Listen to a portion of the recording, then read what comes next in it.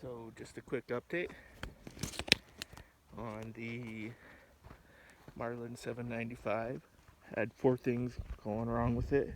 Number 1, it looked like it was extremely leaded. Number 2, the scope looked like the glass was a little crooked, broken.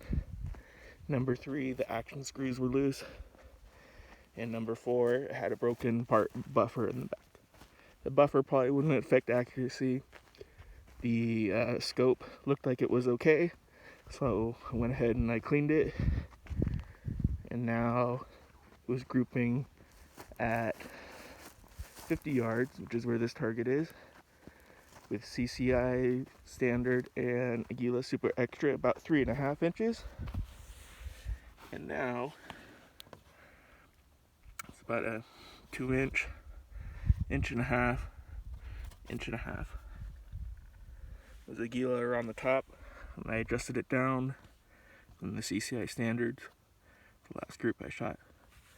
So it looks like it was just really leaded. So this is just a tip for you guys. Make sure to clean your gun every so often, or you'll shoot like a shotgun. Take care.